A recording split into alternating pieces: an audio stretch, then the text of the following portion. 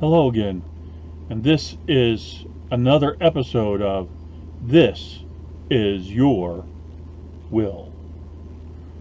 This episode is about Archonstone. Who is he? Why do you want to listen to him? Does he have anything valid to say? What is some of his backstory? Is he really competent? Is he just trying to bilk me for money? Who am I and what's my experience?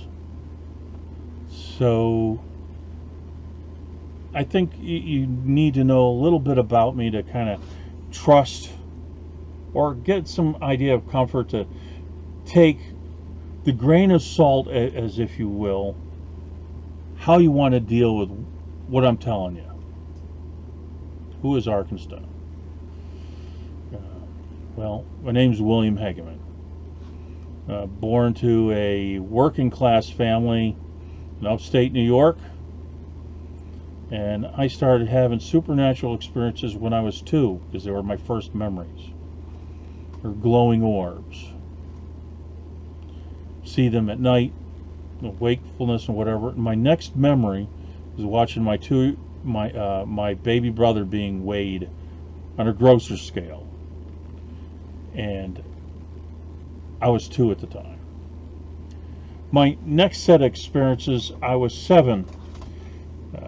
We had a particular rough year. My uncle, my father, and then my grandfather died over a space of 5 months. I had moved into my grandfather's bedroom, and that was unnerving because I wanted to have my brother's bedroom, who moved out. My younger brother got that first. 2 weeks after my grandfather passed, I got up, I went downstairs, was going to get myself some breakfast to get ready to go to school. Then I hear shuffling, like my grandfather, in that wing of the house. We had a little 2-bedroom area over this old house that had a carriage house portion of it. That's where my grandparents lived for a long time. I heard my grandfather shuffling, so I was curious. I come to the foot of the stairs, and then I see him come out of the wing, and he steps down the stairs. Now, I get a spiritual shift in reality. Things shift about like 45, 50 degrees, and I'm getting an upset stomach or whatever, and I'm trying to hold myself together. It comes back. My grandfather keeps coming down. He gets to about the 3rd step from the bottom, and he says, "So long, Sonny." That's what he called me. Stepped down, evaporated, and there was a little bright dust motes, and they kind of settled into a pile where he stood, and that evaporated as well. It's not type of thing that you want to share with your school counselor, nor with your family, because these type of things upset them. Especially wonder if there's something wrong with me. A week later, I started being visited by these fae or other planar creatures. They look like skinny werewolves with red eyes. I read about them in Evans Wentz's book on fairy faith and fairy religion when I'm in my early 30s. They describe them as noggins. They inhabit boggy woods that are swampy, right behind a house across the road, 50 feet away. It's large boggy woods. I love it when I get outer confirmation from the world verifying my experiences. So, yeah, I'm a sensitive kid.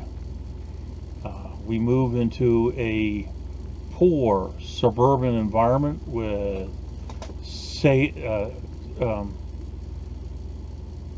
drug gangs, parents that were basically sadists,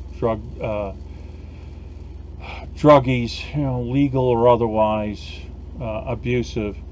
They were falling out of society and moving into this bottom rung of suburbs, 2-bedroom cracker houses from Korean War vintage, and then people struggling to get out of the lower rungs of the city.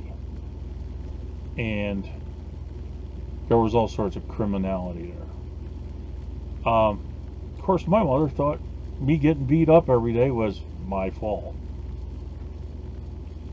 My home life was emotionally and intellectually neglectful and abusive. Not physically, thankfully. I got all the physical abuse from all the gangs and the kids in the neighborhood.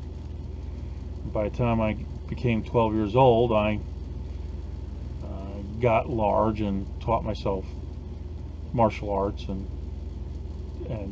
joined the wrestling team. And a lot of that noise stopped. But the insanity of life and all the adults that lived in the neighborhood that insisted that there are one-wayisms and everything else, that I should kowtow to their eldership. Another says, yeah, I can mess with a kid. I'm your elder. Do as you're told. They weren't worthy.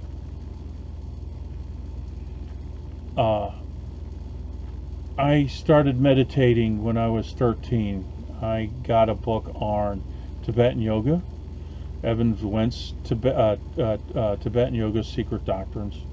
I started doing yoga and meditation, the hard way of ceasing your thoughts, learning how to develop an astral body and do astral projection and other internal exercises. I also joined the Baptist Church because I had friends who were not in drug gangs, or normal kids, more or less, going to church with them to help escape non-stop servitude to my mother on at least one day out of the week. So, they weren't sane either. They were hypocrites. They had issues. The fact that I could pick up a phone before it rang and knew who was on the other side. The fact that I dialed somebody and they pick up the phone, they haven't even dialed, and they're surprised to have me on the other end of the phone. Seeing into people's home lives, different kids, and reading their timelines and identifying what their homes look like, how many children they have, brothers and sisters, etc. Working these type of psychic development exercises, frowned on by my peers and elders in the Baptist Church. Not surprising. I'm confronted with even more insanity, and I end up embracing Spock from Star Trek. That didn't help my case either, because it helped stunted my social and emotional maturity in my formative teenage years. It doesn't help that because of my sensitivity, they had put me into a school for the emotionally and educationally challenged children. They skipped me ahead a year. I graduated out of high school at 16. There was nothing wrong with my mind. But being sensitive, caring, thoughtful, loving, want to do the right thing, was such an antithesis to what was going around me. 14, I decided to do a 40-plus day fast and to beg God for the wisdom of Solomon. Now, in the Bible, Yahweh said he'll never do it again. But you can ask. But I end up calling all the other names of God in the Bible and find out much later they are not the same beings. When I called El, I got a physical manifestation up there in the clouds, the Lord of Hosts, which made him and he is a air god.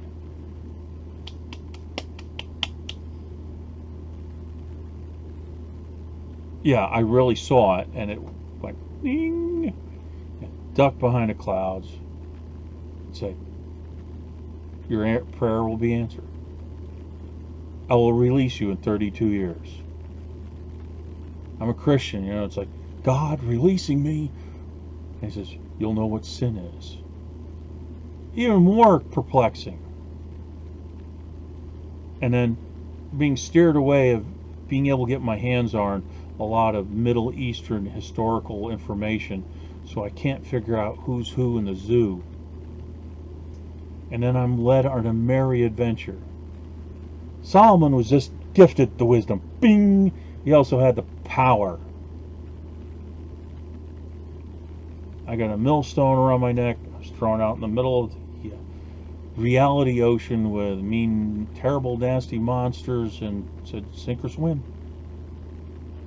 And here I am today. I've had to deal with sorcerers. I've had to deal with demons, angels and whatnot, mostly just dinking with my reality, making it even more difficult. So,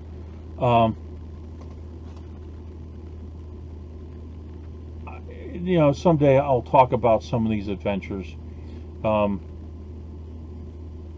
But yeah, I had to deal with people who were trying to manipulate whole offices. And I've had to do exercise magic to protect people. I only did that once that one sorcerer was she was messing with me directly, and by then the gloves came off. It's a good story. It's actually in my video, Defense Against the Dark Arts. So I've had to learn to fight on a magical level. I don't have the bright and lovely experiences a lot of people have that have working relationship with a god and goddess, and making them feel welcomed and wonderful. I work with Wiccan circles. I work with the Universalist Church up in Albany. Work with the Cups community there. Help build a ritual or two. People got something out of it. Most of the rituals I work in, I augment every part that's played in rituals. It is something I train myself to do. It's part of the practices in my book, Magic, Mind, Emotion, and the Body, the Praxis. How you can augment and insert yourself into any magical practice or tradition, but you have to develop the skills. And I've had to develop them, believe it or not, mostly on my own. That first book was just a stepping stone. I've had to develop other techniques, practices, and I come to find out they've been practiced elsewhere. I've studied yoga, Kriya, Tantra. I've studied ceremonial magic. I have worked with Taoist Qigong, other energy work. I learned a lot of different divination systems, tarot, runes, I Ching, and a few others. And the thing with tarot, I found out that it reflects the Abrahamic God structure, and even pagans are participating in it, and it applies into our greater cultural egregore, the fabric of reality. That even pagans are participating in it. When they say they don't believe in the devil, they are still supporting the tree of life structure. Now, people who do it intuitively, yeah, they're pulling at the threads and they're on the periphery and they're very successful with it. But it becomes more fortune telling than divination, and divination requires divine beings involved. Fortune telling, you're just using tools for your own intuition and psychic awareness, clairvoyance, claircognizance. Anyway, I have worked myself out of an environment. I have let go of a whole magical practice because I was being tied into sets of realities in upstate New York that weren't doing me any good. I was helpful to others, but not for me. I had to evolve. I had to let it all go. I don't know of anybody else who've changed their magical system or practice. I have found no particular documentation of people who've done that. People get stuck in a one-wayism or a set of methodology. They may expand from where they are if they get a adeptship in one or the other. I've had to let mine all go. I became free, and I was able to move to Georgia. I doubled my salary. I was able to support a wife and 1, 2, 3, and then eventually 4 children. And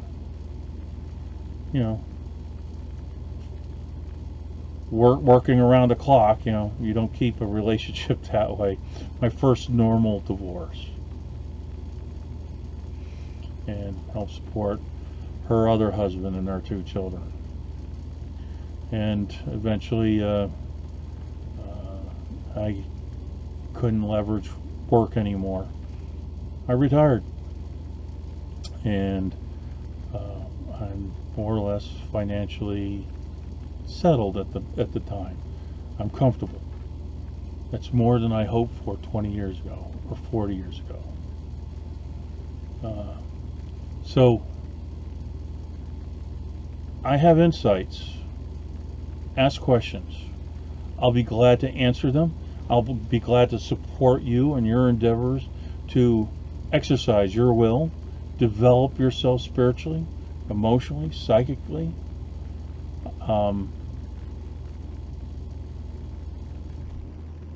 But I'm going to be hard and ask, did you do the work? Are you abiding by truth?